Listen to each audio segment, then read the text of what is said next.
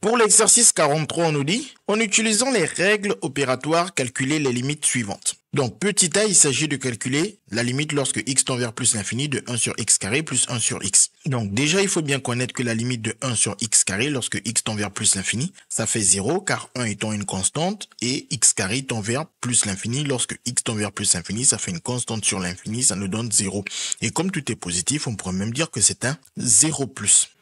Et que la limite de 1 sur x, c'est aussi 0 lorsque x tend vers plus infini. Pour les mêmes raisons, 1 étant une constante, x tend vers l'infini. Une constante sur l'infini, ça fait 0. Et comme x tend vers plus l'infini, donc le dénominateur est positif, ainsi que le numérateur 1 est positif. Donc ici, c'est même encore un 0 plus. Donc, lorsqu'on fait la somme de ces deux expressions, comme les deux tendent vers 0, ça nous fait 0 plus 0, qui donne alors 0 par somme de limites. Pour la question B, on a x carré moins 2. La limite de x carré, c'est plus l'infini lorsque x tend vers moins l'infini, car le 2 est pair. En effet, un nombre négatif élevé à une puissance paire donne toujours un résultat positif. Comme il s'agit de l'infini élevé au carré, le résultat est l'infini. Et ensuite, quel que soit le signe, que ce soit plus ou moins l'infini, étant donné que la puissance est paire, on obtient forcément plus l'infini. Et la limite de moins 2, c'est moins 2, car moins 2 est une constante, quelle que soit la valeur vers laquelle x va tendre, en particulier lorsque x tend vers moins l'infini.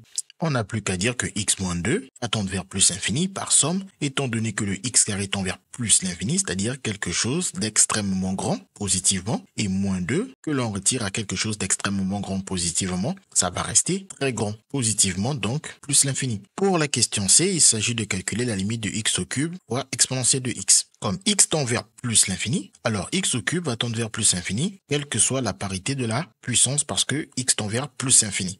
Et la limite de l'exponentielle de x est plus infini lorsque x tend vers plus infini, car nous avons exponentielle de quelque chose de très grand qui donne forcément un résultat très grand, étant donné que exponentielle est un nombre qui est strictement plus grand que 1. On peut donc dire que la limite de x au cube fois exponentielle de x est égale à plus infini, car ça nous fait donc plus l'infini fois plus l'infini, positif fois positif, ça donne positif, et l'infini fois l'infini, ça donne l'infini. On a donc que la limite de x au cube fois exponentielle de x est donc égale à plus infini par produit et règle de signe. Donc, pour la question D, nous avons un quotient. On peut commencer par la limite du numérateur. Au numérateur, on a que x carré a pour limite plus infini lorsque x tend vers plus l'infini, étant donné que le carré nous indique qu'il s'agit de élever plus infini à la puissance 2, c'est-à-dire un nombre très grand que dans les élèves au carré, ça donne forcément un résultat qui est très grand, mais positivement, car x est lui-même déjà positif, donc quelle que soit la parité de la puissance, le résultat reste positif comme produit de nombres positifs, ou même simplement comme étant la puissance des nombres positifs. Et la limite de 3, c'est 3, car 3 est une constante, quelle que soit la valeur vers laquelle x tend, en particulier lorsque x tend vers plus l'infini. Donc la limite de x carré plus 3 va être plus l'infini par somme, car on a plus l'infini plus 3, c'est-à-dire un nombre très grand positivement auquel on rajoute 3, le résultat va rester très grand positivement. Une fois qu'on a trouvé la limite du numérateur, on s'occupe maintenant du dénominateur. On a déjà dit à la première question que la limite de 1 sur x, c'est 0 lorsque x tend vers plus l'infini. On a même expliqué que c'est 0 plus, étant donné que x tend vers quelque chose de positif et 1 est positif, donc ça nous fait un quotient qui est positif, on obtient 0 plus. Ici, on rappelle bien évidemment que c'est 0 plus parce que le 1 est une constante et le dénominateur tend vers l'infini et une constante sur l'infini, ça donne 0. Et la limite de 2, c'est 2 parce que 2 est une constante. Quelle que soit la valeur vers laquelle x va tendre, la limite sera 2. Et bien évidemment, en particulier lorsque x tend vers plus l'infini, la limite est toujours 2 car 2 est une constante. Et maintenant, si on fait la limite de la différence des deux, ça nous fait le premier qui tend vers 0 et le deuxième qui tend vers 2, donc ça fait 0 moins 2.